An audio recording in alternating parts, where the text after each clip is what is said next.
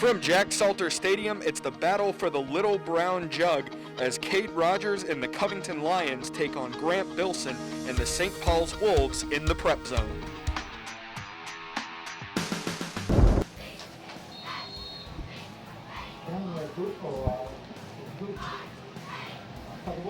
Estrada to kick this one away for the Lions, and the battle for the Little Brown Jug is underway. This will be returned by the Wolves at about the 15-yard line, bringing it up, and he'll be tackled at about the 32.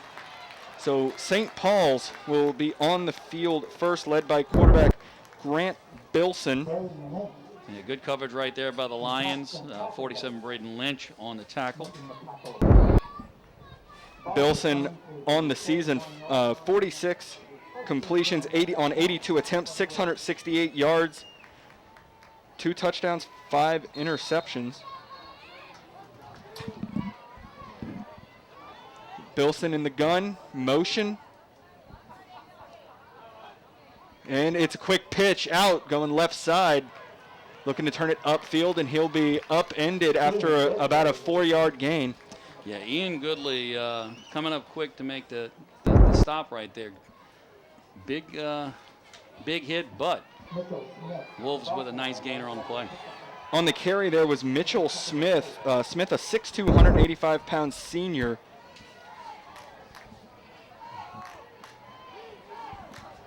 From under center, now the give going back to Smith, and Smith will gain about 1 on the carry.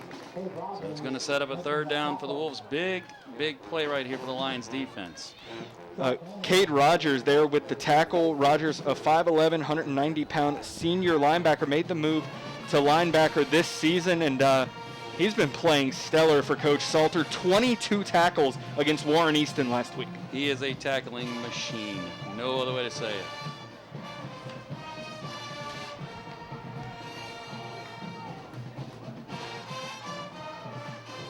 Bilson under center, calling for it, this time looking to pass as he rolls out.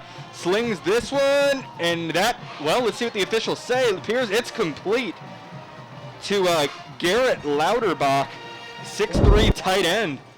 Nice grab by Lauterbach to reach down and pick that up off the turf.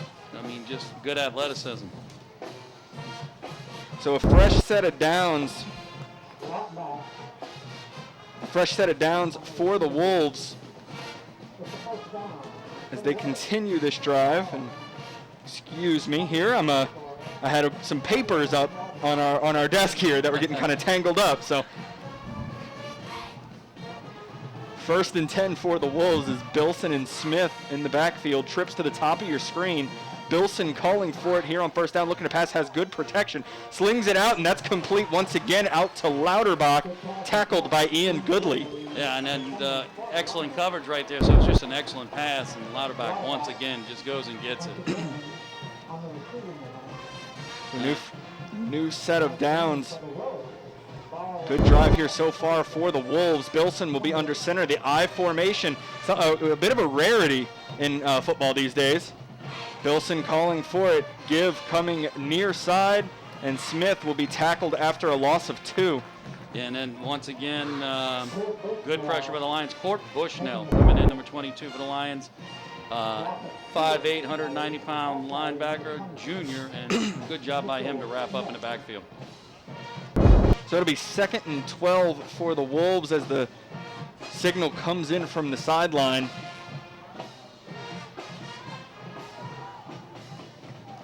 Wolves haven't been shy about going to Lauterbach, so I wouldn't be surprised to see him go to him one more time. Motion across from Vitale. Calling for it. Bilson, pressure coming, looks to take it himself, has room to run, tries to bounce it outside, and he'll be tackled out of bounds out there by number 37, Wyatt Rainey. Nice job of shedding the block right there. Good job by Bilson to pull the ball down, realize he's going to have to make it happen with his feet, and pick up some positive yardage. So a 3rd down for the Wolves, but 3rd and 7.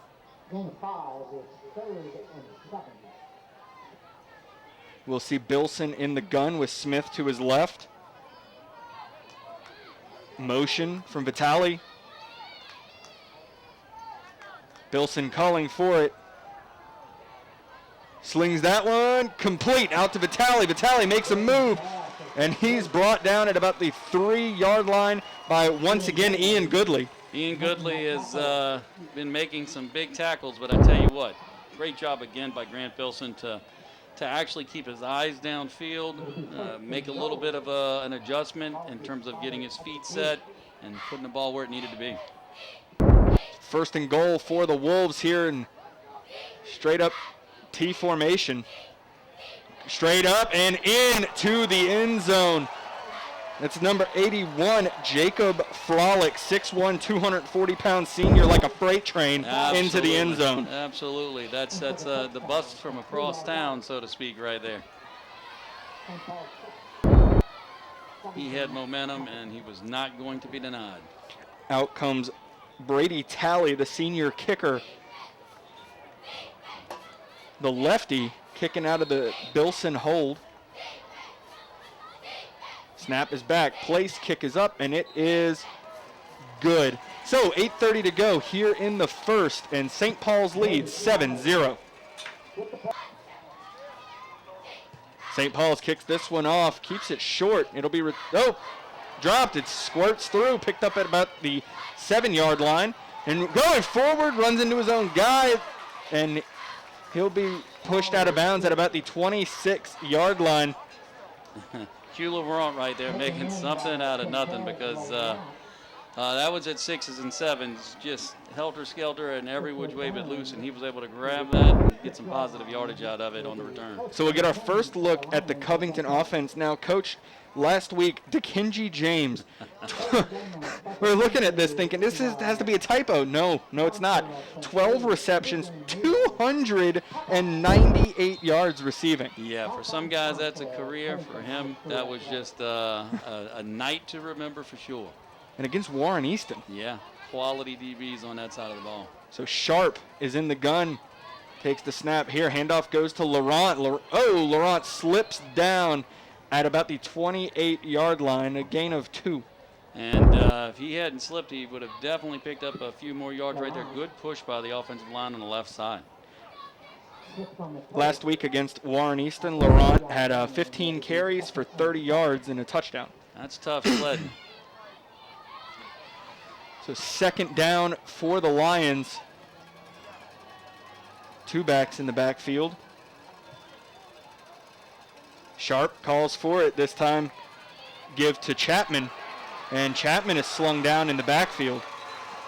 Excellent job by the Wolves coming up to make the tackle there. Preston Calvert, and a great job of knifing through the line and taking down Laurent at the knees. So that makes it 3rd and 11. Let's see if Sharp will drop back to try and connect with Dickenji James here on 3rd and 11. Well, after last week, it would make sense that he would be the primary target. Wow, that's unbelievable. What a huge week that was. James at the bottom of your screen, the very bottom of your screen there for Covington. Calling for it is Sharp. He's looking James's way, lofts this one up, and I think he just kind of lost it looking, trying to find the ball. Yeah, it's one of those where you're looking up in the lights, and then by the time you see the ball, readjusting is just not happening. So 4th down for the Lions. The punting unit comes out by good job by the Wolves defense right there to make a stand, put the punting unit on for the Lions. Yeah, led by Mason Estrada. Last week, 1 punt for 50 yards. That's impressive.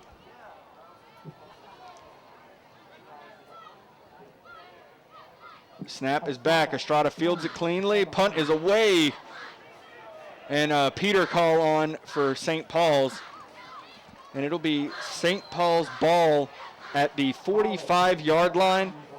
Excuse me. And, I mean, it was a systematic drive the first time they went. Just drove down, put it in the end zone, and I'm sure they're looking to do the same here. Oh, absolutely. An excellent starting field position at the 45, so a much shorter field to have to navigate. Bilson and company.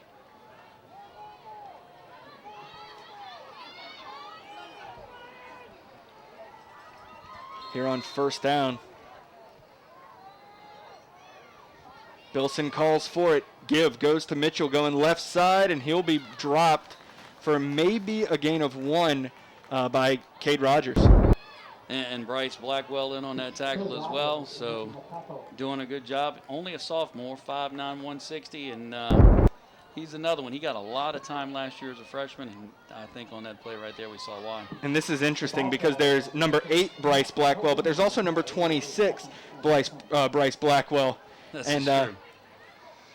well, after this play, I'll explain more. 2nd and 10, it's flicked out. Great defense there as he's brought down by Landon Bork. Talk about Johnny on the spot, or in this case, Landon on the spot.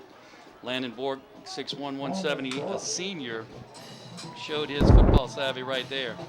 Definitely in the backfield at a moment's notice. And in, let's see, 3rd down, and we have the heat and humidity break, and actually necessary this week. Yes, yes it is. 5:57 to go here in the first. St. Paul's leads 7-0. 3rd and 15 here coming out of the heat and humidity break. It was perfect for St. Paul's to have that timeout, that heat and humidity break. They didn't have to use one of their own. But 3rd and 15 here trying to get... Oh, and that's... that really backfired because they're trying to get Covington to jump, and one of their own guys jumps. Yes, they did, and unfortunately for the Wolves, fortunately for the Lions, if you will, a little movement out wide and easy. When you're in the interior line, every once in a while you get away with that. You're not getting away with that when you're outside the line. So 3rd and 20. Calling for it. Bilson looking to pass. Pressure coming from behind, steps up, and he wants to run it himself. Has a long ways to go, and he'll be pushed out of bounds by Court Bushnell. And that'll be about 4th and 5. And a good job again by Bilson. He basically looked, surveyed, didn't see anything, was willing to pull the ball down and put the Wolves in a much better spot to punt. And let's be honest, at midfield, the fake punt is definitely in play here. Justin Bayham out to punt for the Wolves. Bayham, 6'1", 170-pound senior punter and wide receiver. Oh, high snap over his head. This one about the 20. And it's still loose. Oh, my goodness, he takes a shot. Cord Bushnell. Cord Bushnell again. You know, Cord Bushnell was the guy who laid the lick on the 3rd down play to set up 4th and 5, and there he is cleaning up things on special teams. So kudos to that young man. An excellent field position here for the Lions to start this offensive drive, looking to equalize here as they trail 7-0. Yeah, if you're Covington, you can't complain about that. I mentioned the excellent field position for St. Paul starting at the 45. This is just a tad better.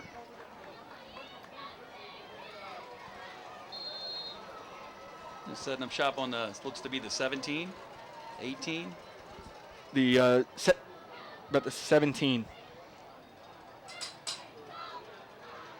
Sharp in the gun. Laurent behind him. Oh, give goes to Laurent going, well, he hit it like he was fired out of a cannon, and St. Paul's closed that gap, and it'll be about a 2-yard gain on the carry. But man, for a second there, I thought that was going to the house. And if it wasn't for Aiden Richards or Richards, 6'2", 245 junior defensive lineman at St. Paul, who had a handful of jersey, and it was it had to be a bear paw, because I tell you what, he didn't let go.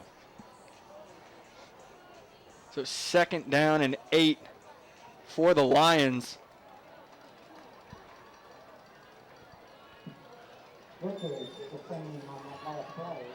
And driven back and wrestled down. Ball comes loose.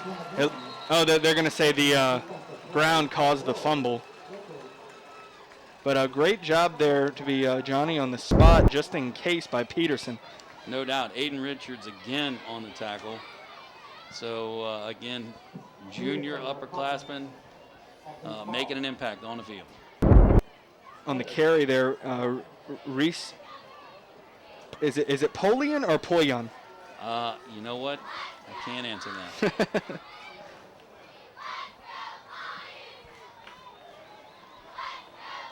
So third and 9 for the Lions. Calling for it is Sharp. Looking to pass, slings this one out. Oh, in and out of the hands of Dickinji James. And that's a good look, and it's the right target in that situation, and he almost came down with it, but that wasn't the case in terms of success, so it's time for a field goal attempt. So, well, it looks like they're going to keep the offense out there. And very well may. It's kind of at an odd distance. Roger Ponce started to trot out on the field. There's Ponce there. Yeah, there he goes. So it will be a field goal attempt. Oh, play clock down to 8 seconds. As they set up, they may need to, yeah, there it is. They burn a timeout. So 4:11 to go here in the first, and St. Paul's leads 7-0. So coming out of the timeout, Ponce on to attempt, Mason Estrada. Mason Estrada is out to attempt the field goal. Kick is up, and it is good. Estrada's kick goes through, puts the Lions on the board. And with 4:06 remaining here in the first, St. Paul's leads 7-3. Estrada to kick this one away. Boots it deep, and it'll be returned by Brody Reyna. Reyna brought down at about the 30-yard line, and that was interesting. He was caught mid-stride there by Landon Bork. I tell you what, he was in full stride when he was caught. So Bork did a very good job of sizing up that tackle and was sure-handed about it. It's like watching something out of the Serengeti, watching a lion get its prey. Yes, it was interesting. First and 10 for the Wolves. Calling for it is Bilson. Slings it. Oh, in and out of the hands of Tristan Guillory. He was trying to get it out there to Brody Reyna, but it was behind him. And I tell you what, Guillory had a lot of space in front of him if he's able to come down with that one. And, hey, who knows if the throw is that way on a night when it hadn't rained, and who knows if he drops that potential pick on a night that it hasn't rained. So the weather conditions definitely do play a role. And one more thing. I did catch the pun, a lion on the hunt. I got that. Can't get anything past you. Yeah, so it would seem. And we have a flag down. That'll be another false start called on the Wolves.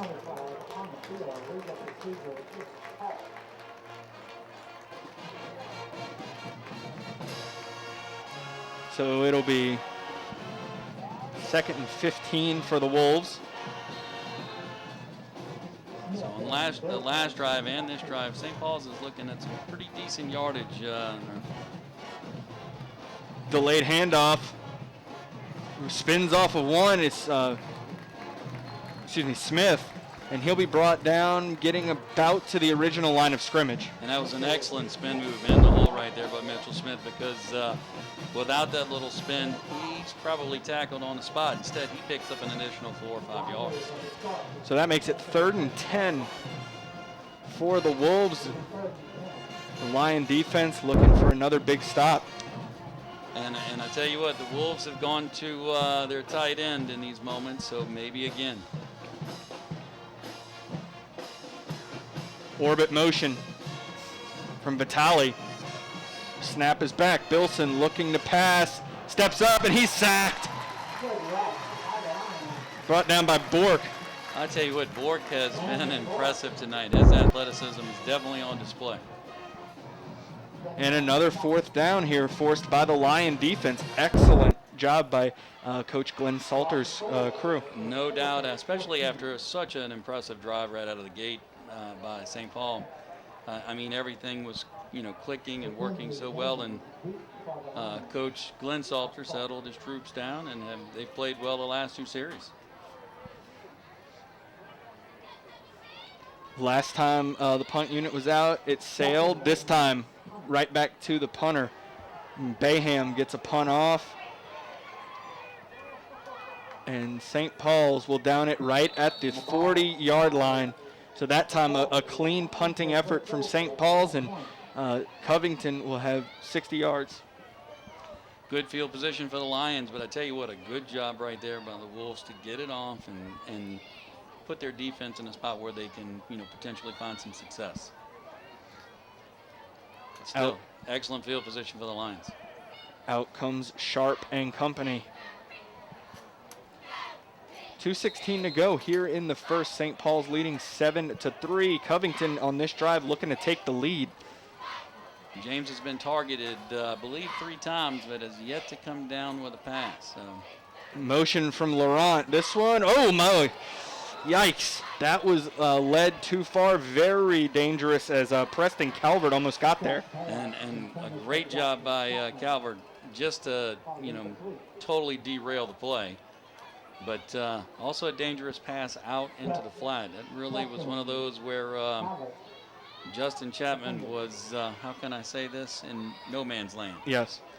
I tell you what, Chapman's an excellent little young athlete, only a freshman. 2nd and 10 for the Lions. Sharp calls for it. This time the give goes to Laurent, left side. Oh, and he'll be brought down after about a 1-yard gain. Excellent job flying to the ball by the Wolves. Once again, Preston Calvert, number 28. He derailed the play on the other side, showing his versatility and his range. So that'll be 3rd down for the Lions. St. Paul's looking to get a stop of their own here. And Calvert has been very impressive on these last 2 plays. Big 3rd down. Trips to the top of your screen. Calling for it is Sharp. Pressure coming. Slings it out complete. Still on his feet. That is James. And he'll be pushed out of bounds. But that is a 1st down for the Lions as Dickenji James hauled that one in and showed off his speed. No doubt. And, was able to break away from an arm tackle and pick up an additional 10 yards. Showing his strength to go along with that speed. Big 3rd down conversion for the Lions. Dickenji James, only a sophomore, 5'9", 150 pounds. Big part of this offense. No doubt. 1st and 10. Motion across. Here's Sharp. The give straight ahead to Laurent. Laurent started to slip there. It'll be about a 5-yard gain, tackled by, once again, Preston Calvert. Calvert's, he's another one. He's just one of those tackling machines, wraps up and is in the right place, and he has been impressive on the defensive side for the Wolves. So it'll be 2nd and 6 with under a minute to go here in the first.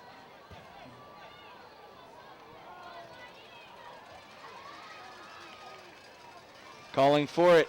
Delayed give to Laurent. Laurent left side. Stays up.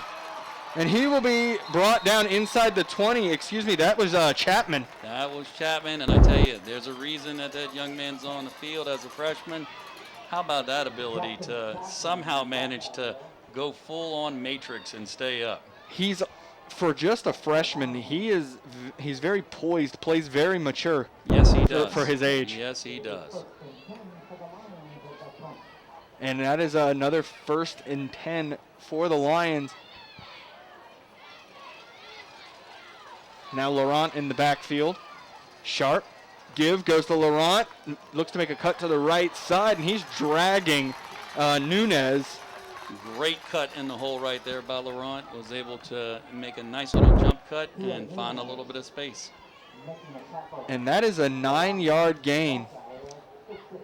And again, that nice little cut in the hole is what opened it up and got an additional 5 yards out of that. So nice job by that young man.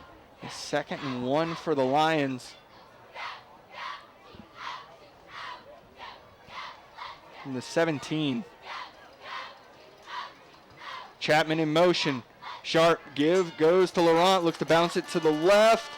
And it looks like he will have the 1st down as the horn sounds to end the first. St. Paul's leading 7-3. All right, top of the 2nd. St. Paul's leading 7-3. It's 1st and 10 for the Lions. Sharp calling for it, slings this one, and that's overthrown. I believe intended for Chapman, but well overthrown as it falls incomplete. And I tell you what, St. Paul's with excellent coverage right there. They had 3 guys in the vicinity, so it was going to be a tough throw to make. So 2nd and 10 for the Lions.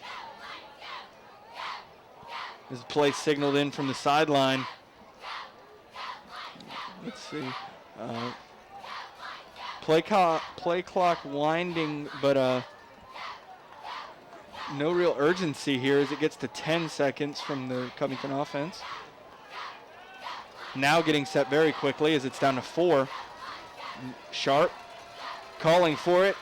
Give goes to Laurent. Laurent bouncing it out to the left. And he will be pushed out of bounds at about the 4-yard line, but another first down for the Lions. And another job of Laurent just, making that nice little jump cut to get outside, making the defender miss and finding a little bit of space. 1st and goal from the 4. And Cade Rogers is in. So it looks like it'll be a heavy package here. Cade Rogers, a converted running back, fullback type. Yeah, he's no stranger to the backfield, I can promise you. He's more than capable when he's lining up in the eye. In the Maryland eye, but we see this enough from Covington that we should just rename it the Covington eye, and the give goes to Laurent to the end zone. Well done on the Lions offensive line, getting a little bit of push right there, and Laurent takes it in for the score. An excellent drive by the Lions, moving that ball downfield and capped off Q Laurent into the end zone, and now extra point attempt coming from Roger Ponce out of the Blake Sharp hold.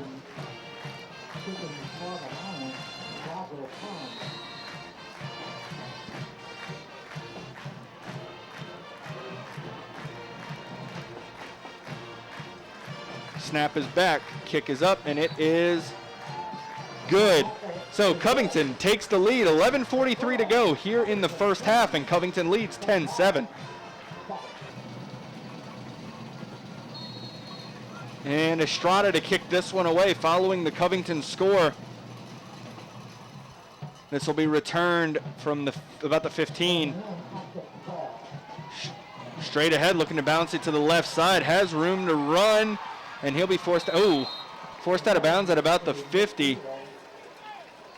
On the return there was Daniel Dufour, 5'9", 160-pound junior. And I tell you what, Dufour did an excellent job of being patient, waiting to see where he needed to make his break and find some open space. And he's got some wheels. He was able to do so and set the Wolves up with excellent field position. So St. Paul's looking to retake the lead here on this drive, starting the drive from the 50. It's Bilson with no block to his left.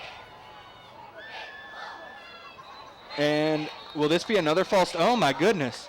A third false start called on the Wolves.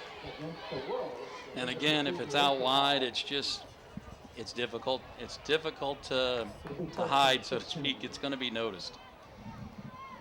So 1st and 15 for the Wolves now. They're going 2 to the bottom of your screen, 2 to the top, base spread set. No block is the running back. Bilson calling for it here on first down. And, tipped up by Rogers, and it falls incomplete. And I tell you what, the tip drill was in effect, and, you never know on one of those nights, and Tristan Guillory almost able to make a circus interception. So 2nd and 15 for the Wolves.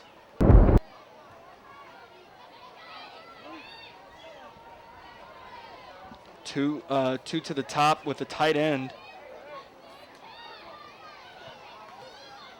Give goes to no block. No block hits the hole hard, and he will be brought down hard after about a gain of 3. Yeah, good hard running by No Block. An excellent job of actually reading his blocks and finding that space as it was available. But I tell you what, some big hits down the field for sure. The Lions are wrapping up and doing a good job on the defensive side as well.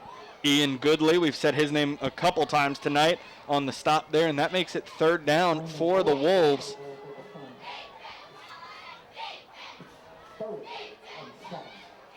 Bilson calling for it here on 3rd down. Looking to pass as pressure bears down.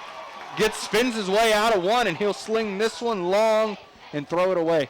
Good job by Bilson right there. I tell you what, Bork is just such an excellent athlete.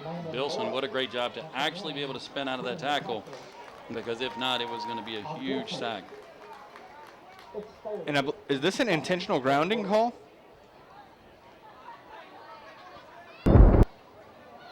Yeah, intentional grounding. I mean, he looked. I don't know. So it lost it down, and that makes it a 4th down. The punt unit obviously coming on because it's 4th and a mile. That it is.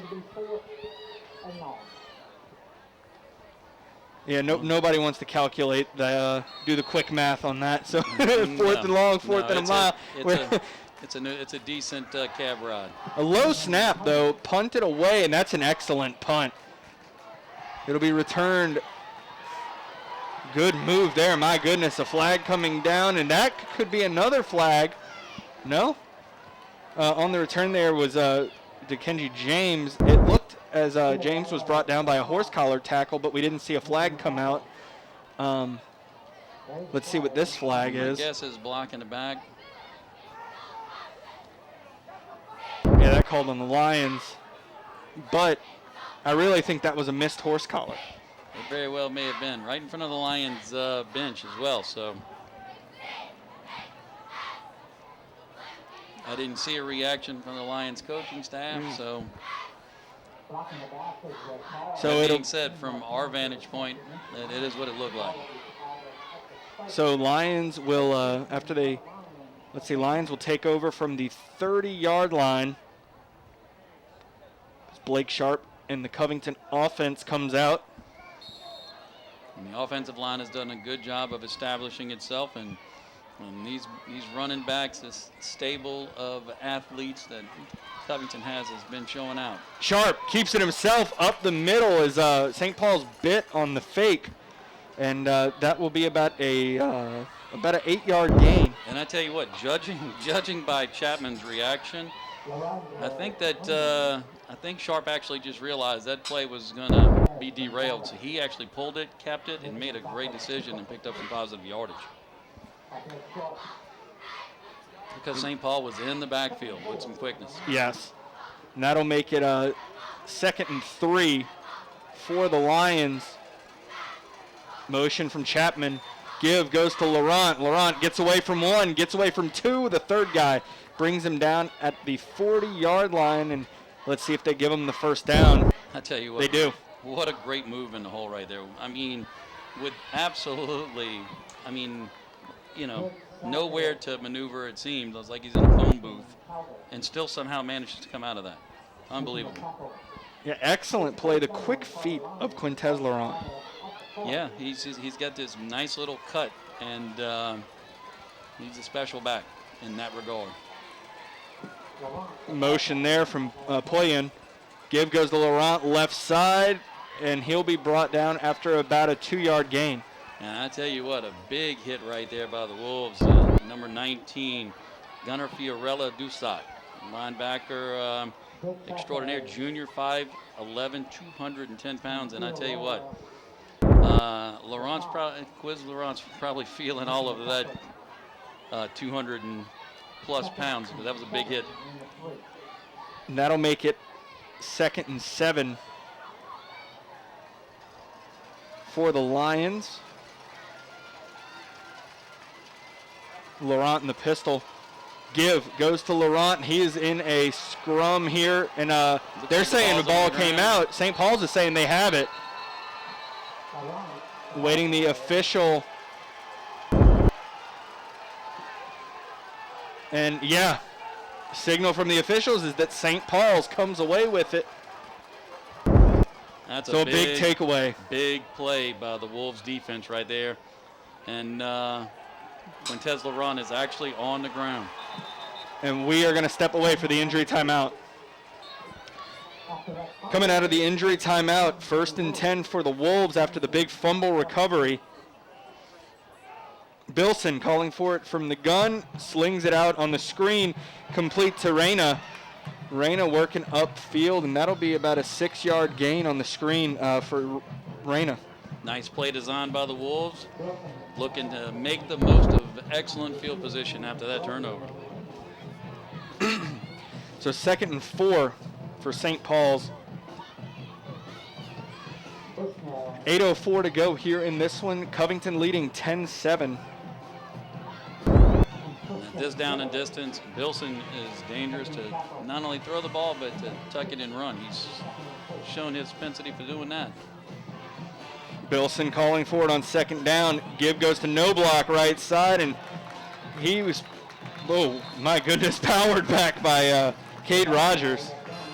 Cade Rogers and Court Bushnell, and I tell you what, no block's got he's instantly in, overdrive. He just hits the hole and he's full speed.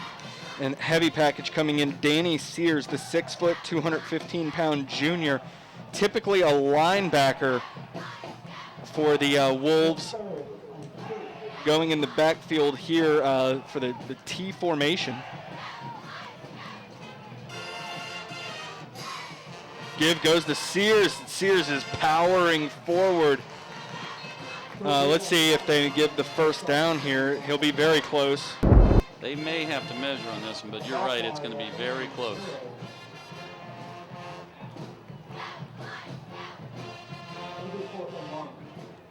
Wow, he's short 1 yard, so 4th and 1. I think they're going to keep the heavy package out there. A lot of faith in the Wolves' defense, but after a big turnover, it's understandable. And it is a yardage that, quite honestly, they would expect to convert right here. Oh, loses the ball. Fumble, ball is on the ground, still loose, picked up by the line. Oh, they're going to say he was down, but I believe that is recovered. Yeah, recovered by the Lions. Cade Rogers. Well, I mean, he's like we said, he's used to being in the backfield, toting the football, and for him to be able to pick it up that quickly just shows, hey, that's old hat for him. Yeah, I mean, what more can we say about him? Great kid, just a quality young man. And we have a timeout on the field. It appears, no. Covington's just taking time to get to huddle up on the sideline before going back out there on offense.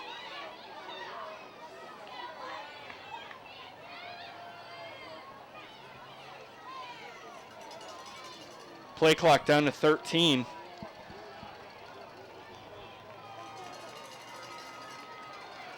So Covington at the 43-yard line. Calling for it, Sharp. Pressure coming, and he is a tough kid, but sacked for a loss of 4 there. But he had 2 guys on him to bring him down. He didn't want to go down. No, he didn't. A good job right there by the Wolves defensive front to not only apply pressure, but to stay disciplined in that process as well. And we will step away for the heat and humidity break here as Covington leads 10-7. 6 minutes to go here in the half. Coming out of the heat and humidity break, 2nd down for the Lions, and by himself in the backfield is Blake Sharp. Sharp here calling for it, slings this, oh, nearly picked off, and that falls incomplete, but Owen Vincent's jumped that one, and luckily for Covington, couldn't haul it in. Yeah, he was only able to get one hand on it, his left hand, and tried to just redirect it and bring that in. Excellent play in terms of athleticism. But had he been able to bring that in, he may have gone the distance. Yeah, I was thinking unless Chapman was able to run from the other side of the field to get him, which is it's possible. It's possible, but that was probably going to the house. So 3rd down for the Lions.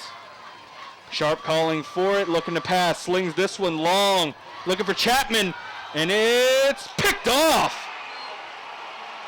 Wow. Picked off by Daniel Dufour. Excellent concentration there, keeping his eye on the ball the whole way and hauling that one in. Absolutely. The tip drill in effect, and An excellent job by the Wolves right there to come down with the pick. So it'll be St. Paul's ball at the 39-yard line.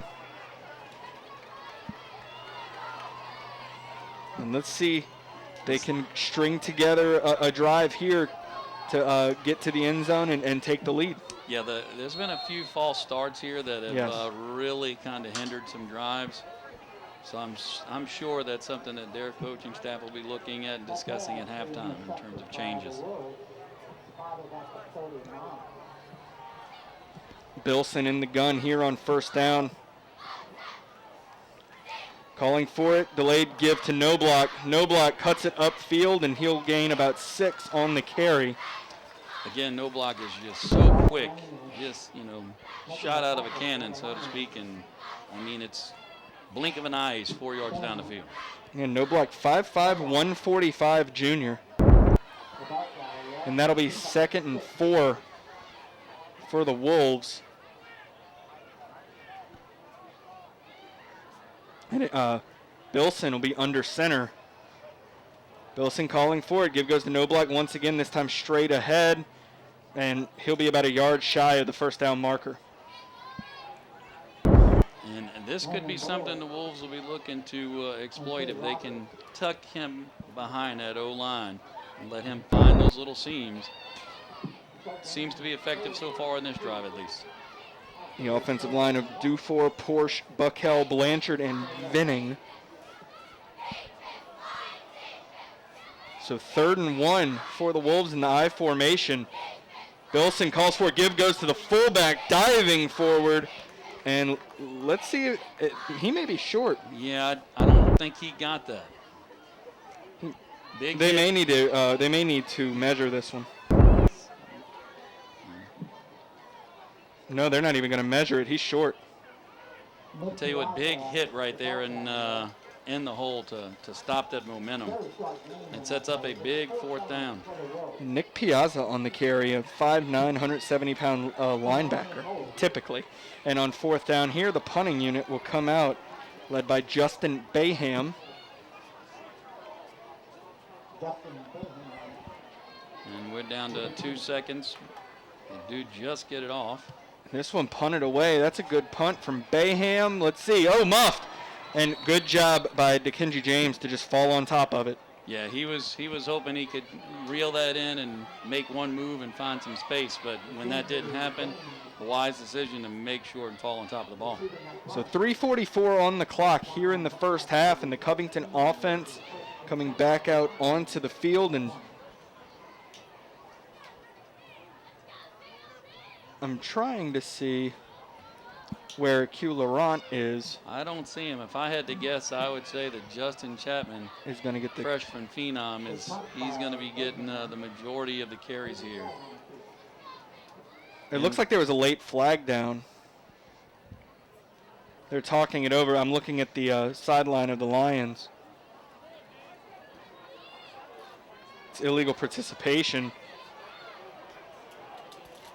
And is that going that's going to be a first down for St. Paul's, because it was 4th and 1. Yes, it was. And how big is getting the punt off with 1 second to go at that For point? sure. Quite a break for the Wolves, as this drive continues now from the 37-yard line. Big break for the Wolves, and I tell you what, the Lions are going to look at that and say, man, we should have our offense on the field, and instead, defense is back, and now St. Paul, with a fresh set of downs, is looking to make the Lions pay for that mistake.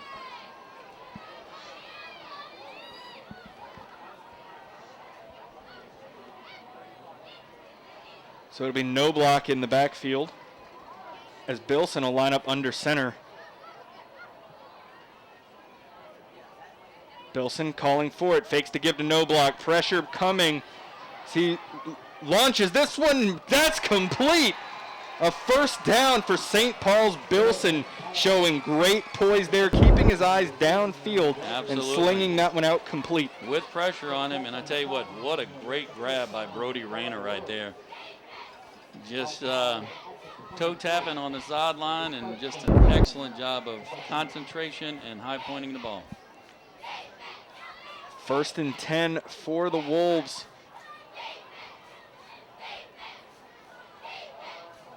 Bilson, delayed give, goes to Noblock, going right side, breaks away from 2, and he turned on the afterburners there, but an excellent job by number Avery Verrett.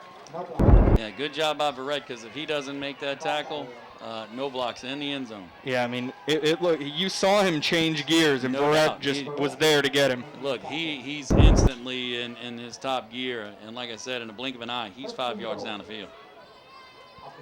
So it's 1st and goal for the Wolves.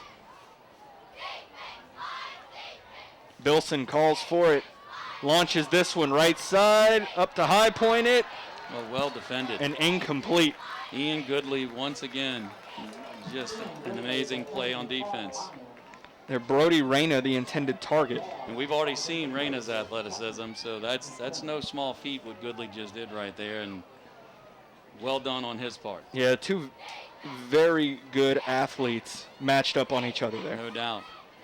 So this will be 2nd and goal for the Wolves.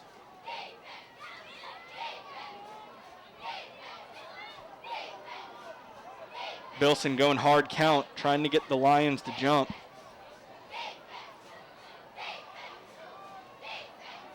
Calls for it.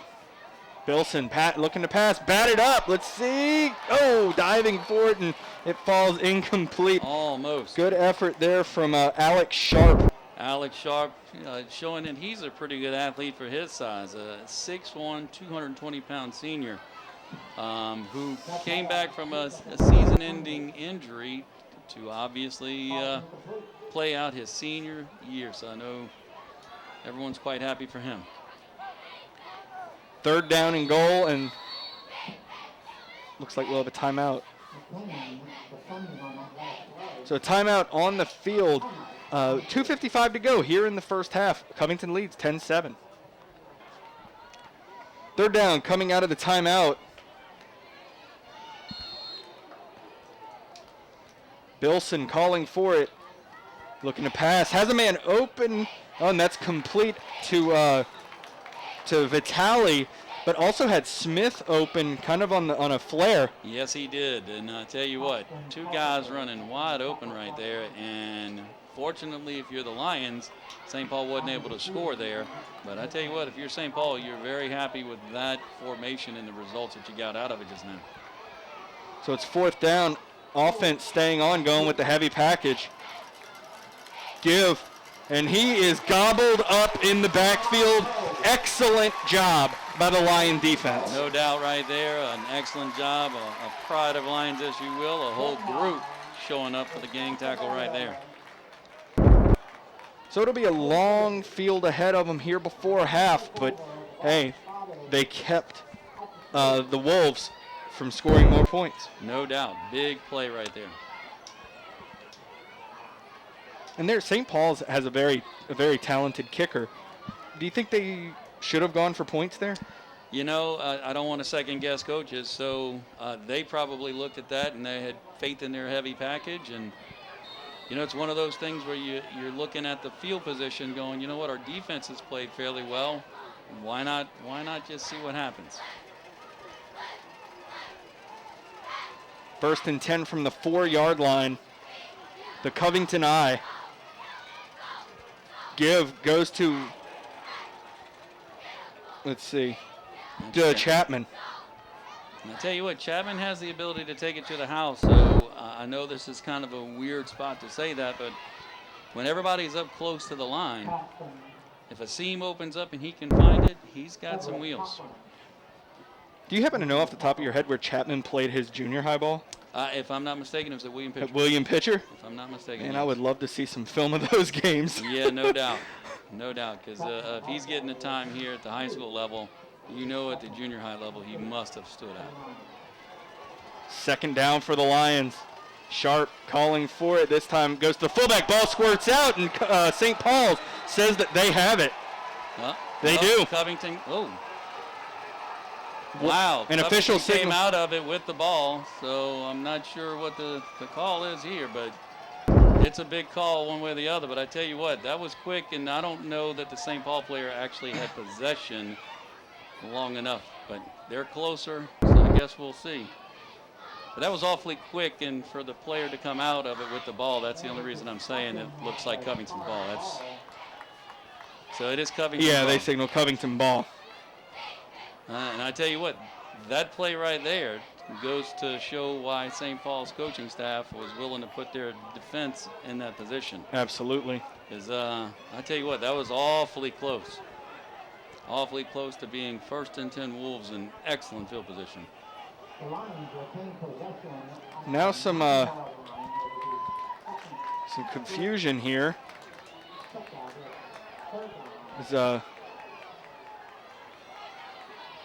Teams are slow to reset, and some yelling going on from the St. Paul's coaching staff. They need to be careful that they don't get a 15-yard penalty here.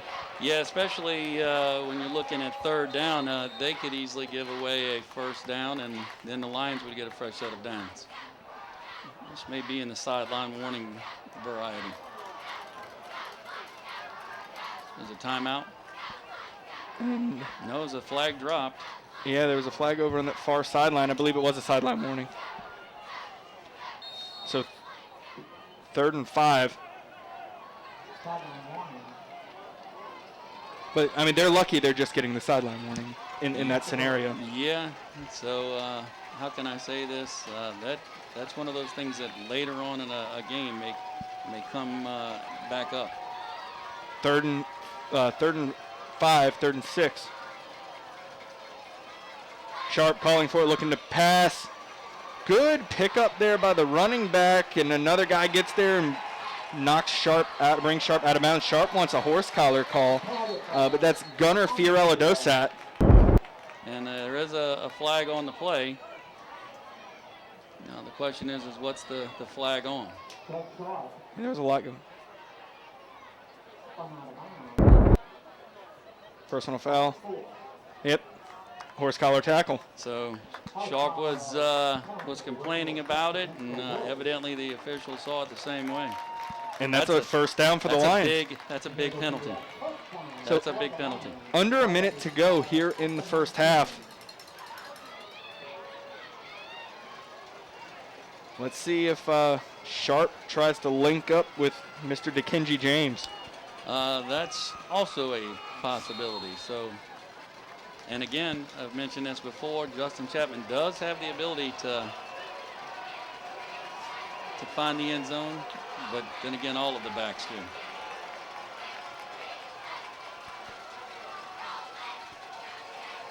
Sharp calling for it on 1st down. Pressure coming, slings this one out. That's James.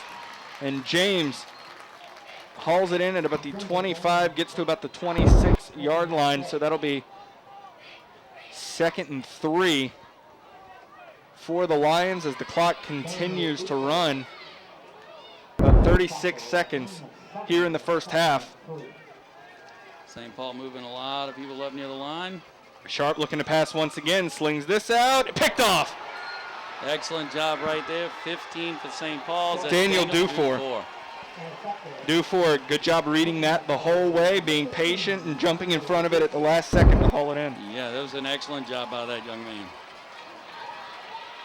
And look, that was against the sideline, so he not only had to break on the ball, he didn't have much room to do it. No, right. So, I mean, when I say an excellent job by him, I mean, it was truly an excellent job by him. 25 seconds on the clock here in the 1st half, and Bilson and company coming out looking for points here before half. That would be big for St. Paul's. The Lions defense has been able to stiffen as of late. St. Paul's has been able to put together some good drives until the Lions were able to stiffen. So Bilson, pressure coming from behind, and he's sacked. It's Travers Benoit. Benoit, the 6', 225 junior. And St. Paul's takes a timeout, so 15 seconds remaining here in the 1st half. Covington leading 10-7.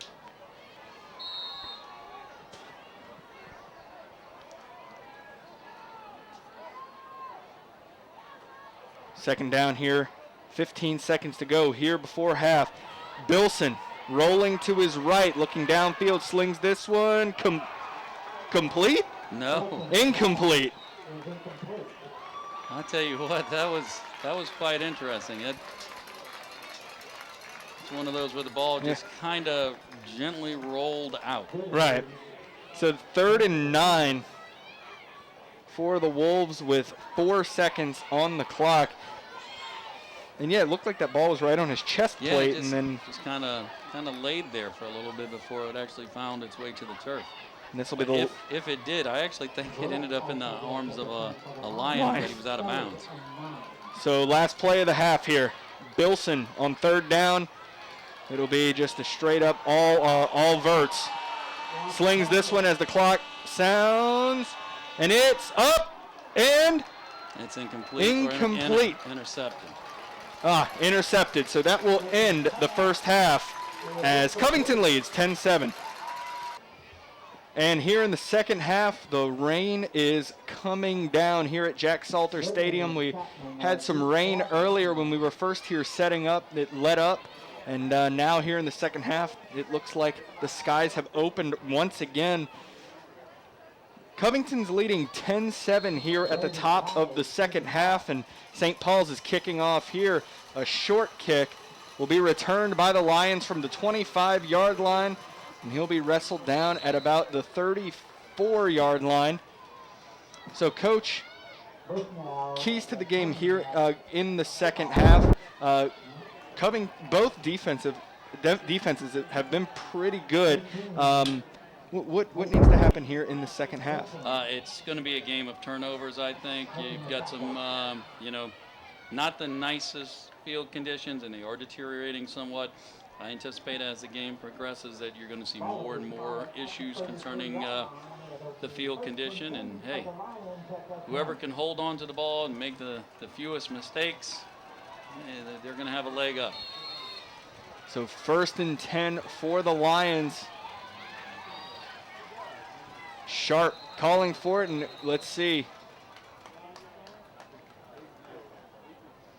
And that's going to be encroachment on the defense. And I tell you what, it looked like Colin Robertson, the sophomore for Covington, 5'9", 175. He was actually kind of just flaring out, and I tell you, it's as weird as this sounds, St. Paul may have gotten lucky on that one because the defender who was encroaching was actually going to be the guy that was supposed to pick up Colin Robinson on that flare. So 1st and 5, give going to Chapman, and Chapman fighting forward, but it looks like maybe only a gain of 1. And the good news for the Lions is it was 1st and 5 to start with. The bad news is, I tell you what, and the good news for St. Paul's, their defensive front did a great job right there. So 2nd and 3 for the Lions, and yeah, it's been tough. I mean, both teams have been tough defensively most of this game. Yeah, and you know, the offensive lines have had their moments where they've been able to dictate play. It's actually been a really evenly matched game. Sharp slings this out left. It's incomplete, in and out of the hands of Chapman, and he was frustrated after that one. Mad at himself that he didn't haul that one in. Yeah, and I tell you what, you've got an official on the far side who's saying that that's St. Paul's ball. Oh, because the pass was behind the line, backwards. So, yeah. Once again, defensive play there. That's a way to be heads up. We thought it was incomplete, and a good job by St. Paul's to see that it was actually a fumble. Yeah, and I think it kind of took most people off guard. So St. Paul's offense will take over at the 35-yard line, a short field for them. And again, you know, the team that makes the fewest mistakes, and that's a mistake by the Lions. So the question is, can St. Paul make them pay? It's flipped out to Smith. Smith looking to break it outside, gets away from 2, and he'll be brought down by the 3rd man. That's a Bork. And I tell you what, you could see the ball slip just a tad, illustrating, the field conditions. So 2nd and 6 for the Wolves. Be Bilson in the gun.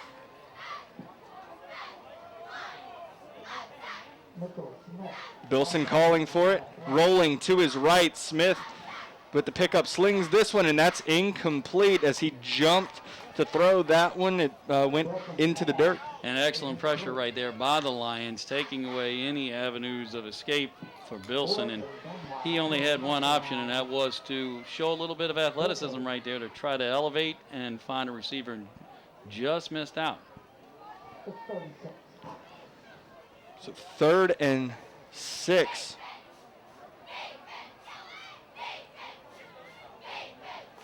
Two to the right, 2 to the left. Motion here from Lauterbach. Bilson calling for it on 3rd down, looking to pass. Pressure bearing down, and he is sacked. And a good job right there. And Bork and Benoit. Yep. Landon Bork has really, really done a good job. And another 4th down here. And the question is this a punt and pin, if you will? Or are they going to go for it? And if they do, that shows again that Coach Sears has a lot of confidence in his defense. And, and then the Lions, they're going to have to stiffen. And they've been there and done that before, but it looks like the offense staying out. So 4th down, motion here from Lauterbach once again. And a flag comes down. Looks like a delay of game potentially. Yeah, delay of game, and let's see if they called it. Yeah, it looks like the punt unit getting ready to come out now. Well, that removed that decision making from the equation totally. Yeah, no kidding. So good job by the Lions defense right there. They were able to step up and minimize the damage, so to speak, from that turnover.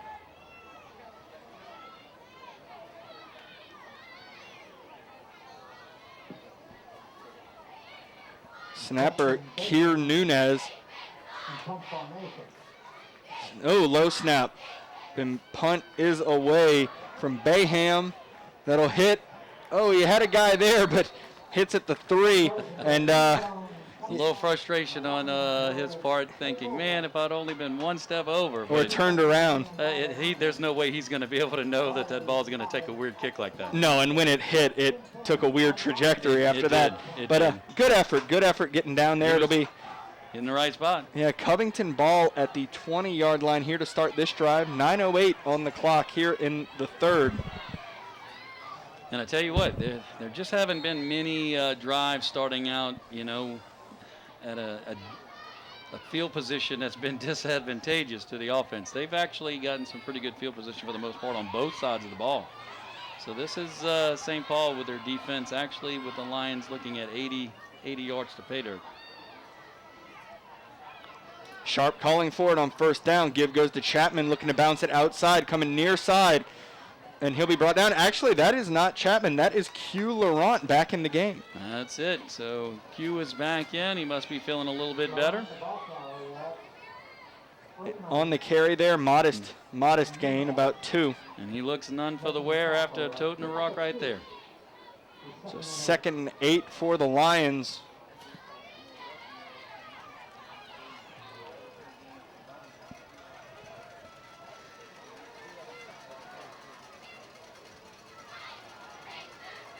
Calling for it, Sharp looking to pass. Pump fake, slings this one, and it's picked off. But a flag down, and this could be coming back. And I tell you what, a great job right there by the Wolves defense in terms of Preston Calvert going and getting the ball. The question is, was there interference prior to the interception? A discussion from the officials. And they may say this is uncatchable and it's an interception. Nope. They call defensive holding. Hey, yeah.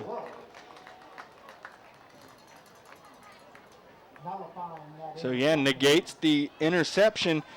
That's break a big break for the Lions. Big break. and a first down.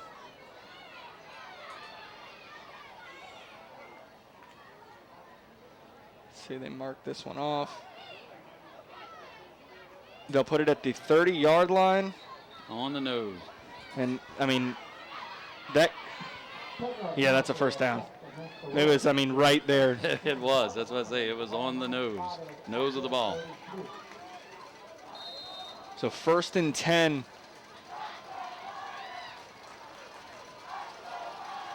From the 32. Keeper up the middle is Blake Sharp. And he'll gain about 8 on the carry. And that's the second time tonight that Sharp has basically seen St. Paul derailing a play and pulled the ball back and made a good decision. 2nd and 2 for the Lions as the play comes in from the sideline. 7:55 to go here in the third. Once again, Q Laurent is back in the backfield for the Lions. Give goes to Laurent straight ahead. Oh, it looked like he lost that one. And St. Paul's picks it up. Wow. And Laurent is back there pointing at the ground saying, no, I was down. Yeah, so that's going to be the question at hand is, was he on the ground, and did the ground cause the fumble?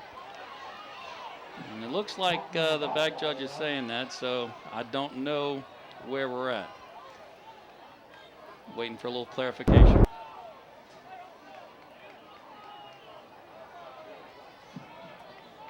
A big conference here. And you can see the official pointing at the ground pretty definitively with his forefinger in his right hand saying it was on the ground. He hit the ground. So my assumption is this is going to be the Lions' ball right here. But, boy, I tell you what. Yeah, Lions faithful satisfied with that call, but you hear the boos coming from the Wolves as they say he was down. And understandably so. It's one of those plays that, quite honestly, is a judgment call.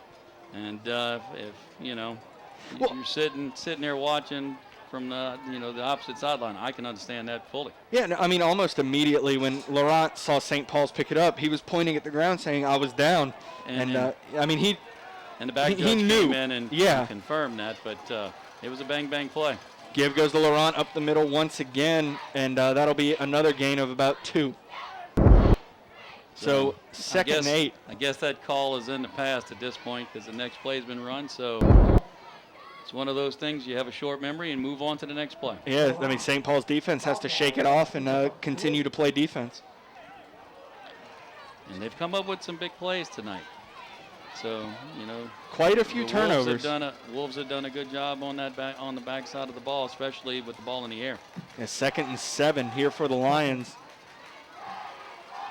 2 to the top of your screen. Motion across from Chapman. Give goes to Laurent, looking to bounce it out to the left, and he is hit from behind and brought down for about a 4-yard gain. And I tell you what, he did an excellent job of just trying to find some space. But when you make that third move and you look up and Danny Sears is sitting there, there's not a whole lot of places to go at that point. So it'll bring up 3rd and 4 for the Lions. It's a big play. And they might get the timeout. Yeah, the heat and humidity break. 6 minutes remaining here in the third. Covington leading 10-7. 3rd down for the Lions here. Motion across. Calling forward is Sharp, looking to pass. Slings it out for his go-to guy. It's James. Hauls it in. And that's a first down for the Lions, and we were just talking about that in the break. Yeah, absolutely. Big first down going to your playmaker. To Kenji James, the sophomore wide receiver, and a fresh set of downs for the Lions. No doubt. I asked you, I was like, so what do you think? And you were like, you got to go to James, and there it is. And it's understandable to have that mindset. He just goes and gets it. And, he's another one of those players for Covington that really plays above his grade. Yes. A sophomore, but he plays like a senior. No doubt. Motion across, Sharp, given to Q. Q, patient running, bouncing it out to the right side with room to go. Oh, it looked like he lost it. I think he did, but it was out of bounds. He got lucky right there. And I'll tell you what, number 25, Jake Sanchez, was right there in the hole, and then he missed because Laurent made a great cut in the hole. No surprise there. That's what he does, and it's his bread and butter move, so to speak. And then Sanchez followed the play and actually knocked the ball out at the last second. Yep. And fortunately for the Lions, they were lucky with the ball actually going out of bounds right there. So a fresh set of downs for the Lions. Motion from Chapman. Keeping it is Sharp, and he's mauled. A loss of 2 on the carry there as Danny Sears came straight ahead. Excellent discipline by the Wolves right there, making sure that play was going nowhere. And we'll step away for the injury timeout. So 2nd and 11 for the Lions following the injury timeout. Sharp calling for it, looking to pass, slings this one out, looking for James, and it falls incomplete. And I tell you what, he had him. It was awfully close. Good, lead out right there on the pass. So something the Lions, they may want to go back to later in this drive or down the road. 3rd and 11 here now for the Lions. With 4:43 to go here in the 3rd. And I tell you what, James there had him by about two steps. If that had been in the breadbasket, it was a touchdown. They may go back to it. Who knows? Looking to pass here. Sharp slings it out. That's complete. And he'll be brought down after a gain of 4. That is DeQuarius Peterson. Senior tight end, 6'4", 220 pounds. And the Lions now have a decision to make right here, but it looks like they're going to leave their offense on the field.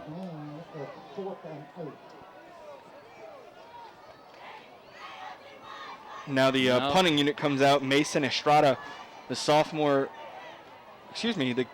field goal unit. Mason Estrada out of the Sharp hold.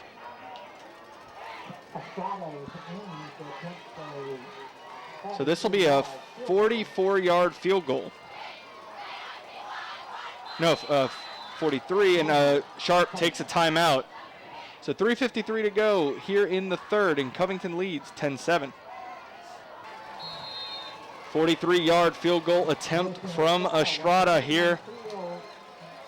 Out of the hold of Sharp. Snap, kick is down, and in no good. That was a line drive there. So it'll be St. Paul's ball after the turnover there. Yeah, that was one of those where coming out of the timeout, it just kind of looked all discombobulated. It was a rough snap, tough to handle. The hold looked like it was, quick to come down. Who knows if Estrada had a hitch in his giddy up, but it certainly was, as I said, discombobulated.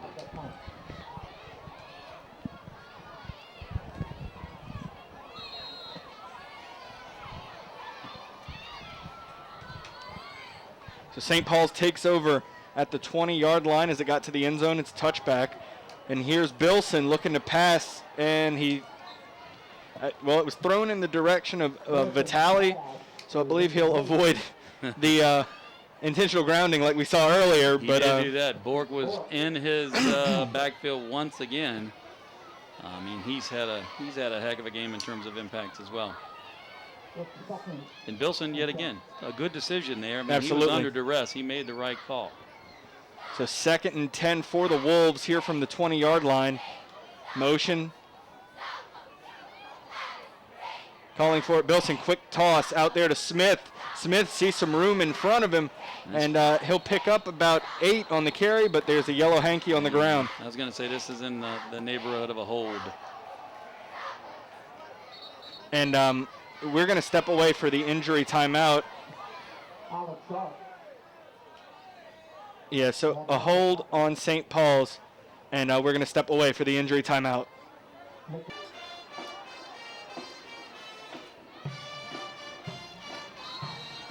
Second and 20 for the Wolves here coming out of the injury timeout. Following that holding call, Bilson calls for it. Looking to pass this one long. He sends this one out, and it falls incomplete. On the coverage there was Tristan Guillory, as that one was intended for Brody Reyna. And I tell you what, good job right there by Guillory, because it was one-on-one, and he did have some good positioning right there on the inside, and against Rainey, that's tough. He's an athlete. Reyna, excuse me. Reyna. So it'll be 3rd and 20 now for the Wolves.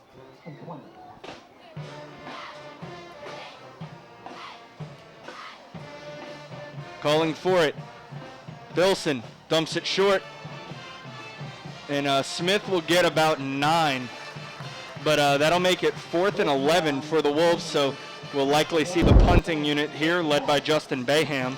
Tell you what, good job by Court Bushnell right there in the open field making that tackle, because that's a tough job on a clean field. On a wet field, it's exponentially more difficult. So good job by that young man.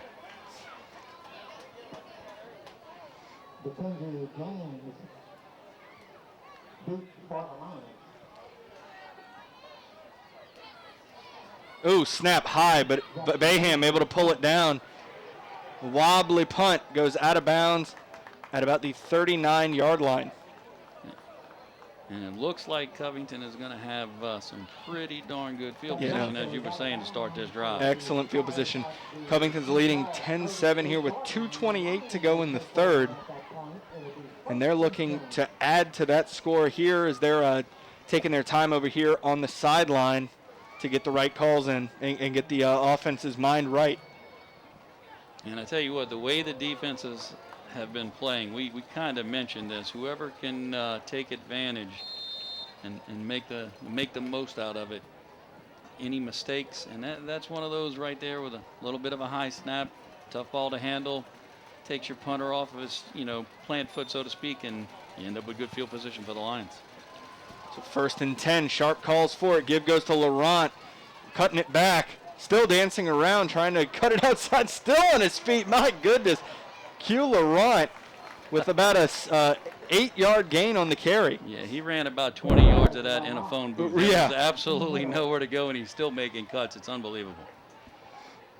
And we'll say a 6-yard gain, so it'll be a 2nd and 4 for the Lions. Yeah, he ran a long way to get those 6 yards, because I can promise you it was like the second coming of Fred Astaire as he danced down there. He was definitely dancing.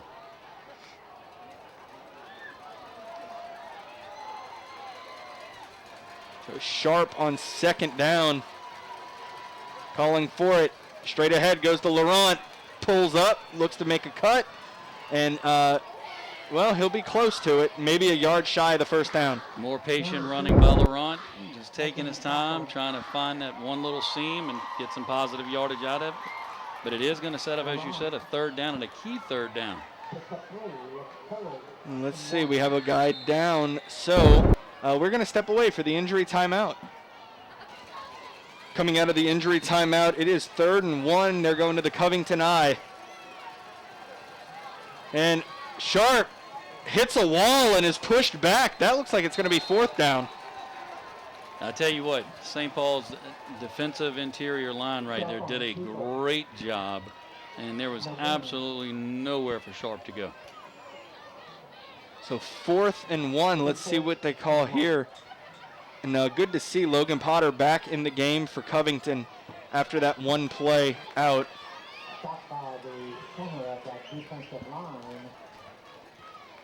So 4th and 1 here. Wolves. Maybe you let those lead blockers get out there and give to Q Laurent. Yeah, maybe so. You got to like his chances with just a yard. Here, Q Laurent, that's a 1st down. And was fighting forward, trying to get extra, but he got what he needed. Did he? It's going to be awfully close. They may have to measure this depending on the spot.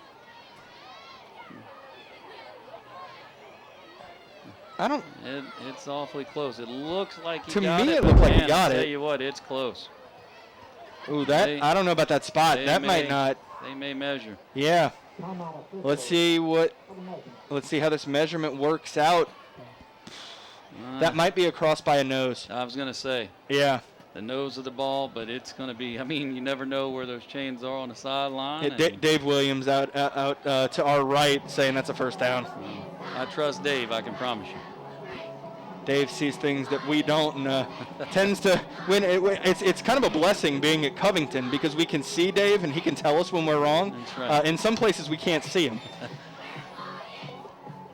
He's not only the cameraman, he's clairvoyant. Yeah, that's a first down. And he's correct. That's definitely more than a nose, like we were saying. So at this point, I suppose we stand corrected. Yeah.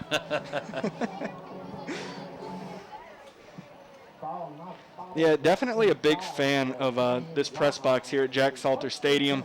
Great view of the field. We get our own box here to call the game from, and we can see Dave Williams, who can give us signals to let us know when certain things are happening that we may not have noticed. That's right. It just goes to show that I definitely need guidance from every direction. And the clock and the horn sounds to end the third.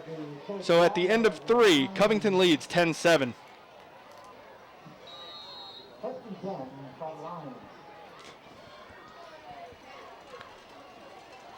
Sticking with the Covington eye, 1st and 10 for the Lions.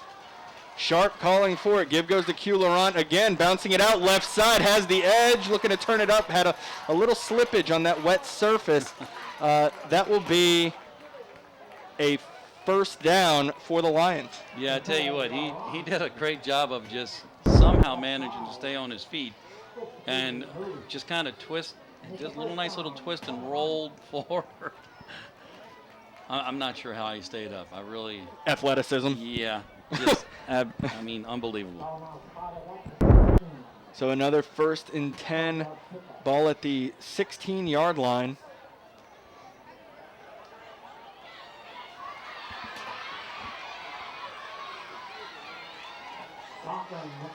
Calling for it is Sharp. Give goes to Laurent once again, left side, and he'll be brought down after a gain of 2, maybe 3 on the carry.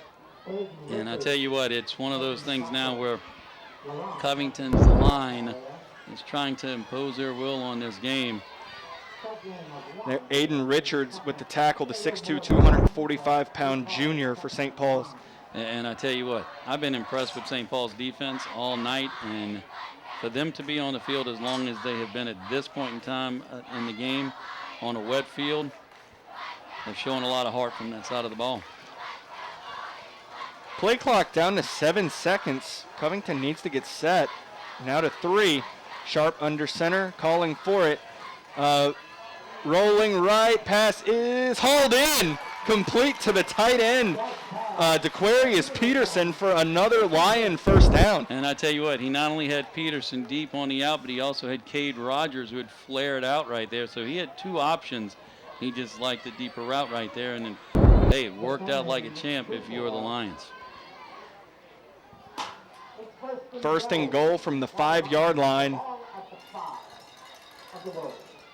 And the clock is the Lions' friend, so you see them just letting the clock run. 10:20 here in the game. And sticking with the eye. Give going to Laurent. Laurent battling forward, and it looked like a touchdown. Let's see. Will they say they're going to say down at the 1? Wow. I tell you what, it was close. But that was very close. It looked like he extended there at the end, but I believe he was already down by the time he extended. Well, they have a better view looking from the sideline than we do. Yeah, they spotted at the 1-yard line, but I mean, look, if it ain't broke, don't fix it. Stick with that, what I call now the Covington eye. Yeah, no doubt. And I have a sneaky suspicion we'll see that here shortly. And punch it in. Say Q Laurent looking for his 2nd touchdown. Give goes to Laurent, left side, touchdown. And I tell you what, that's a big score right there because, man, these field conditions have made it tough. Excellent job by that offensive line. Getting pushed there, and Q Laurent doing what he does best. No doubt. They impose their will, so it's a good job by the offensive line for sure. Roger Ponce on to attempt the extra point.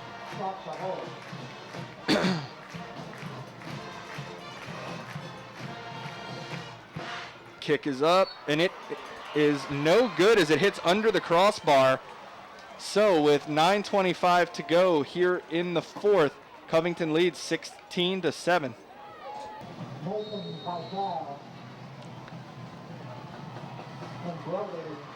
Kickoff coming following the Laurent score. Booted away by Estrada. And Reyna hauls that one in, looking to bring it back to the middle, and he'll be tripped up and brought down at about the 15-yard line. Great coverage there by Ian Goodley. I tell you what, Goodley's just one of those guys. He's so solid. Does all of the dirty work, you know, that you need to be successful, and man, what a pedigree as well. So, if I'm not mistaken, his grandfather was Rock Connerly, the legend here at Covington High School for many a year with Jack Salter. Wow. And now St. Paul's trailing 16-7, looking to march downfield. And motion out there, by No Block. Bilson calling for it here. Looking to pass, slings it out to the left, and he's hit immediately after hauling it in for about a 5-yard gain. That's complete out there to Garrett Lauterbach. Nice toss right there by Bilson. Good job by the Lions to tackle quickly. So it's a big drive right here for the Wolves. So. 2nd and 4 here. Motioning No Block out once again. Empty backfield. Calling for it is Bilson. Slings this one complete to Lauterbach once again, and he's brought down.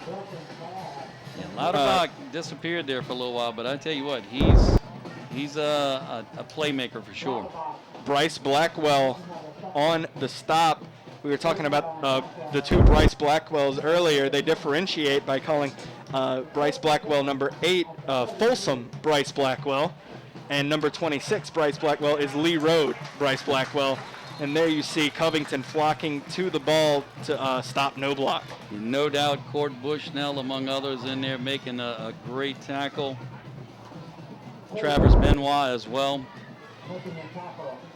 And that's not an easy thing to do, because I tell you what, Ben No Block, if he gets a step, he's got 5 yards. So 2nd and 12 for the Wolves.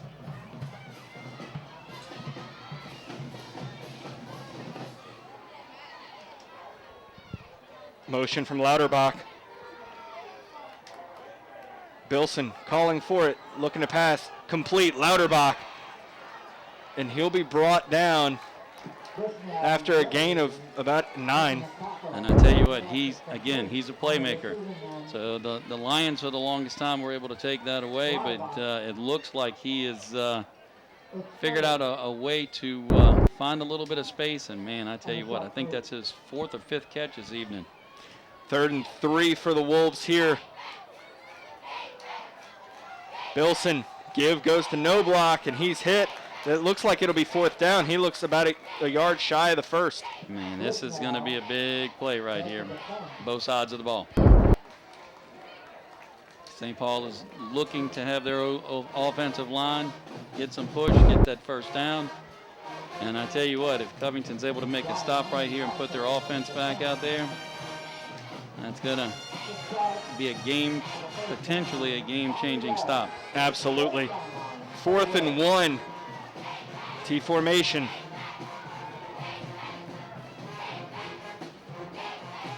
Give goes to Sears. And let's see. It's close. I'm not sure. It's going to depend upon the spot, but it doesn't look like they got it. Looks like he looked like a yard shy. Wolves are a yard shy, and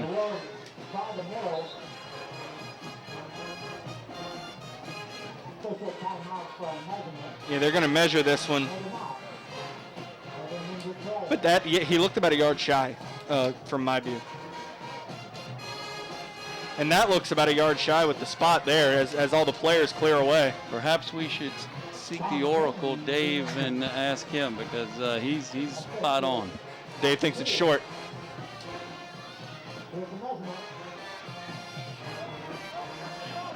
Once again, Dave is correct. He is That is a correct. turnover on downs. And a big play by the Lions defense. They're pretty excited about it, as well they should be. And the ball will be spotted inside the St. Paul 43. So ball at the 43-yard line, and Covington here, I'm sure we'll see a heavy dose of Q, Laurent, and anybody in the run game to run that clock, as there's about 6:26 to go in this one. So we'll probably see one run here. They'll let it go to the heat and humidity break, and then you'll see a heavy dose of runs from there to run that clock. And I tell you what, it's not just that they're milking the clock, it's that they've been successful with this particular package. For sure. They need to change the down box. There it goes. Here's Sharp calling for it. Going to Laurent. Laurent gets away from a host of Wolves and is able to make something out of what looked like was going to be nothing and gain 3 yards, as it looked like it was going to get blown up in the backfield. No doubt. That's a 6-yard differential between when the opportunity presented itself to tackle him and when he went down. So second down, as they will blow the whistle for the heat and humidity timeout, as the Lions lead 16-7 here in the fourth.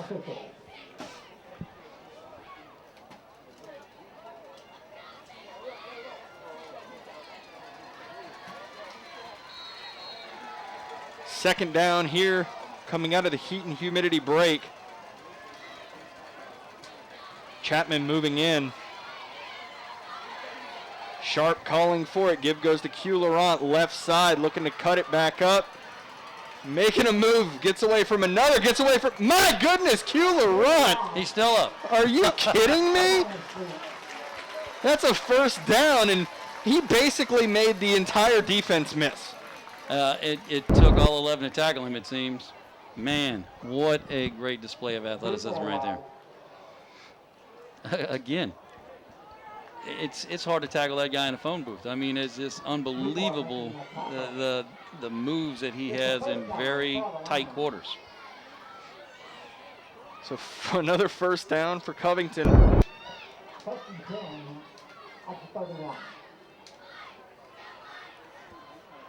Sharp letting this one get down to about 4 seconds. Calling for it. Give goes to Laurent once again, losing his footing. Looks like that'll be no gain.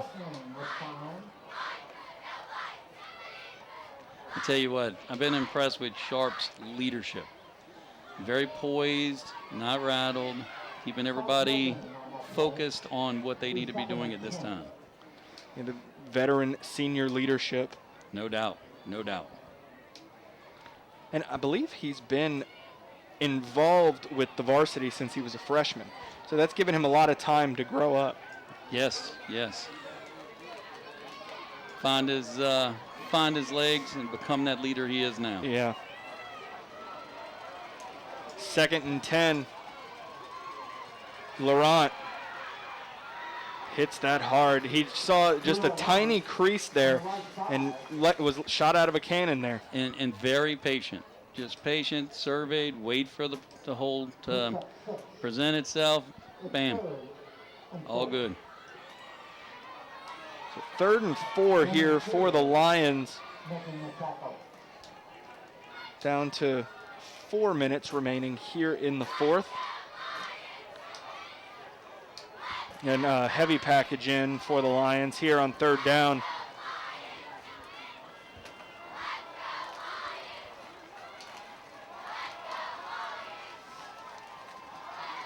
Sharp calling for it and flags down. Or, yeah, flag. Must have been movement somewhere. There was still 2 seconds left on the play clock. And Sharp's pointing that it's against St. Paul. Yep, encroachment. So that'll be a first down. Wow. That's a big call because fresh set of downs, and it really puts the defense up against the wall right here if you're the Wolves.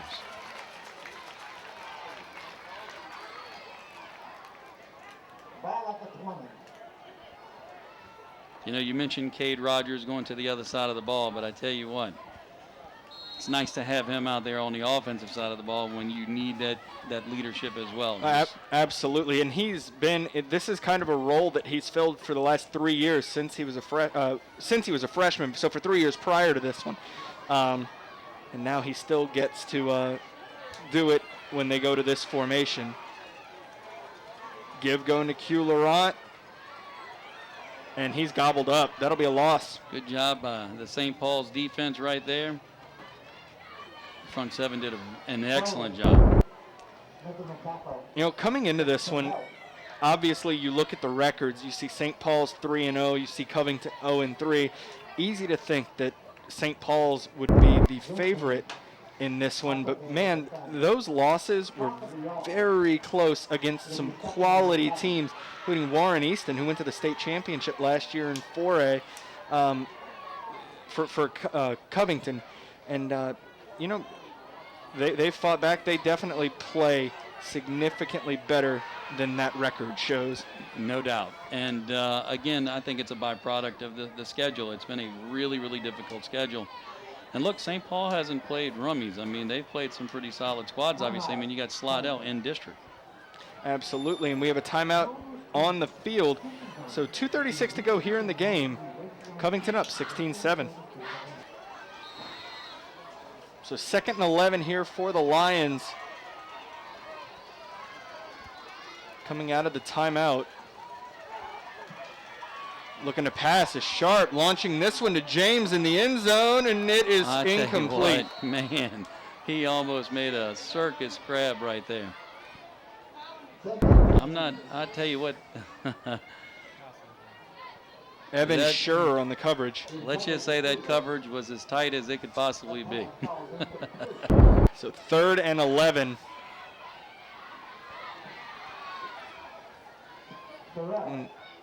Actually, a fairly surprising call there on 2nd down. They're trying to work out other parts of the offense here.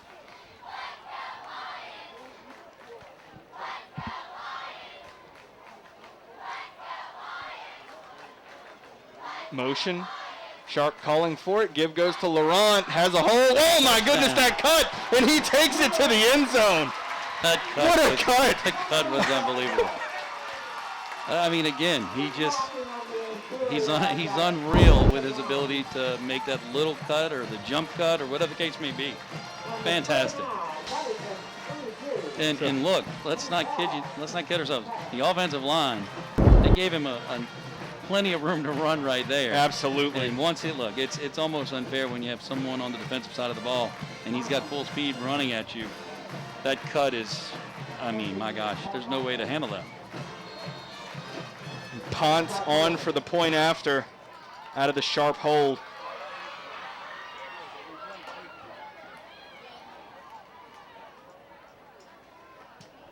Kick is up and good.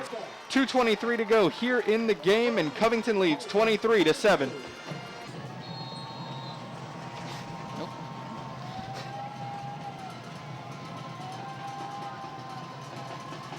This one booted away by Mason Estrada following the Laurent score. St. Paul's bringing it upfield, and he'll be brought down at about the 22-yard line. And some extracurricular activity going on off screen. That would be the number 8 Bryce Blackwell in on that tackle. Folsom. There we go. Yeah. So now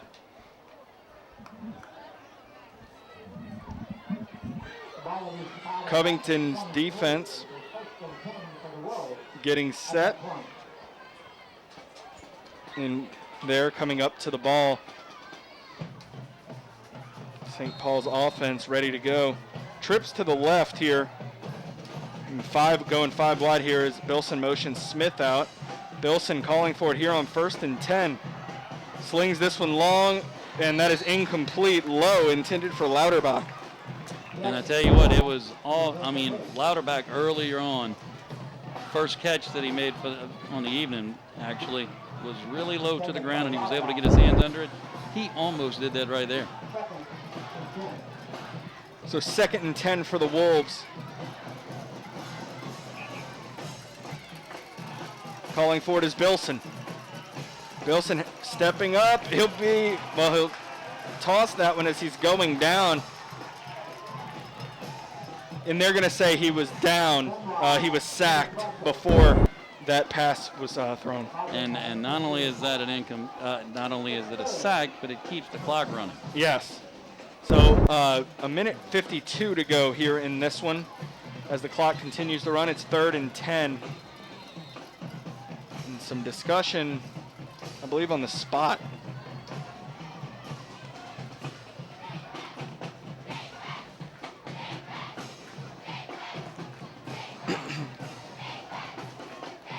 So 3rd and 11.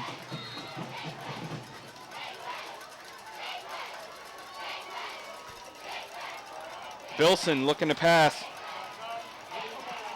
Evades pressure. Keeps his eyes downfield, slings it, and that's going to be incomplete. I tell you what, Bilson is impressive at eluding pressure. He's such a good little athlete to get outside, and I mean, the incompletion is there, but boy, I tell you what, he's impressive in terms of evading that pressure.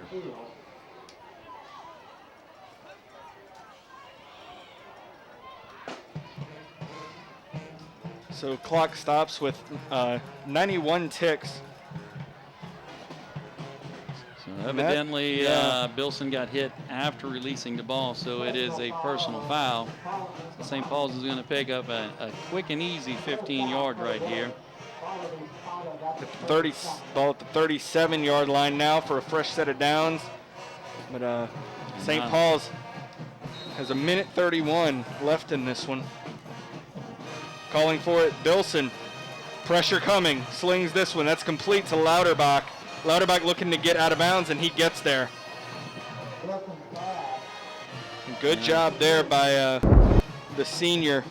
I tell you what, he's been impressive in terms of his production tonight. I want to say that's his 6th reception. Yeah, he's had quite a few. Yes. So 2nd and 3 here for the Wolves. Slings up, and that one's whistled dead as a flag comes out for a false start on the Wolves. I believe that's their 5th of the night. And I tell you what, I think it's this one in particular is a product of the hurry-up offense. You know, looking at the clock, realizing that time is indeed running out. So when you're forced to race the clock, occasionally you make mistakes, and I think that's one of them.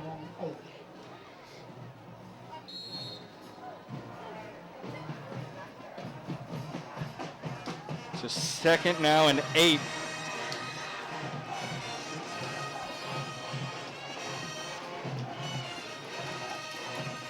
Bilson calling for it. Slings this one out. And once that is Brody Reyna hauling that one in, and that's a first down for the Wolves. And he's had a couple of nice catches tonight as well, in particular that one on the sideline that was just superb.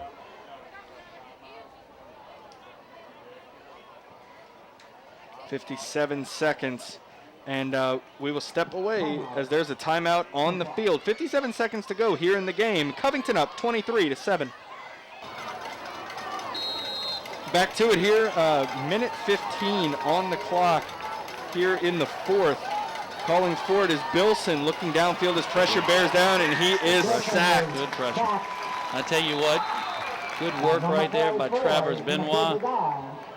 His drive just never quit. And again, when you're looking at Grant Bilson, he has been so good at getting away from pressure. So to find that sack right there, that was a big play. We're going to step away for another timeout with a minute 7 remaining here in the game. Covington leading 23-7.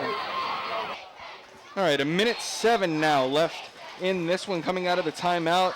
Motion from Lauterbach. Bilson will call for it here on 2nd down, sling this one out. That's complete. Ian forced out of bounds there. Ian Goodley couldn't wrap him up there, and it looked like Reyna will be very close. And again, we've been impressed with Brody Reyna's athleticism. I mean, he's displayed that all night.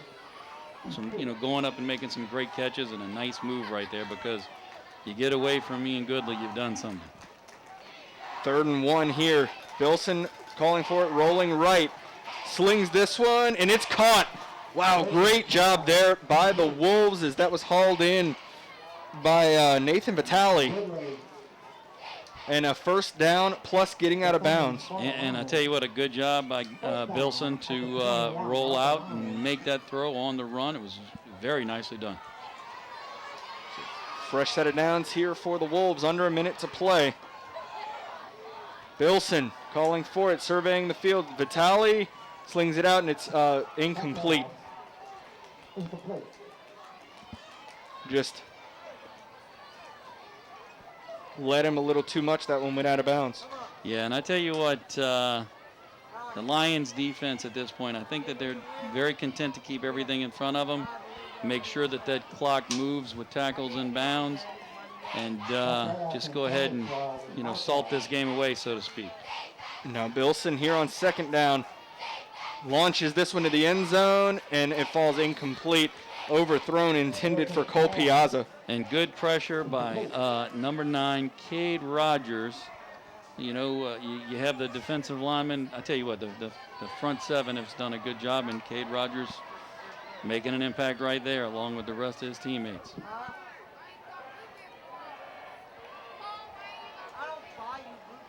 So 3rd down.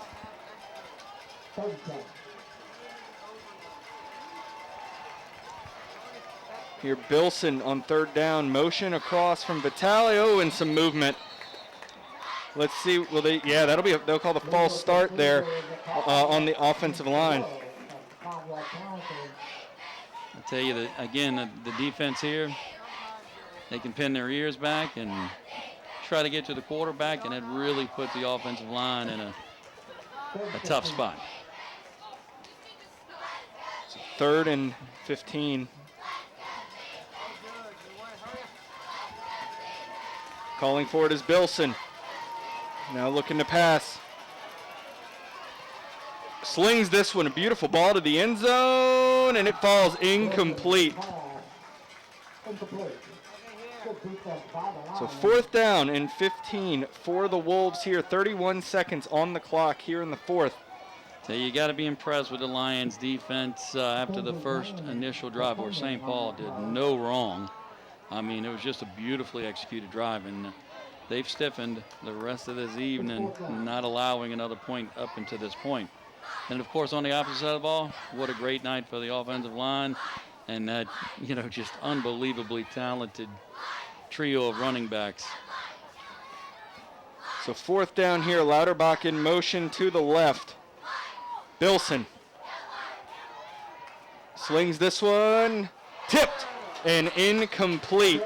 They're broken up by Ian Goodley. Yeah, I think he was running with that one before he caught it. No matter for the Lions, the offense will be back on the field, and you'll see victory formation. Victory formation, and again, what a wealth in the backfield of talent with Laurent. My gosh, Kylan Robertson. I mean, he's another unbelievable back and only a sophomore. And of course, we mentioned Justin Chapman, only a freshman. So the future looks bright in terms of backfield production if you're the Lions. Covington goes to 1-3 on the season. St. Paul's go to 3-1 as Covington lines up in the victory formation. Sharp will kneel it down, and the clock will run. A lot of sportsmanship on both sides right there. Yeah, just an excellent game, Coach. Yeah, I tell you what, the scoreline doesn't truly portray how competitive it was, but well done by the Lions tonight. I tell you what, they executed when it mattered the most, and you got to tip your hat to them. And let's send our thank yous to those who helped bring you this game, starting with our interim superintendent, Mr. Pete Javia, our director of broadcasting, Dr. Melody Menard, sideline cameraman, Rhett Sharp, cameraman, editor, and coordinator of Channel 13, Dave the Rave Williams, color analyst, Coach Jimmy Inman. So from Jack Salter Stadium, where the Covington Lions defeat the St. Paul's Wolves for the Little Brown Jug 23-7. My name is Grant Yenny. Good night. You are now leaving the Prep Zone.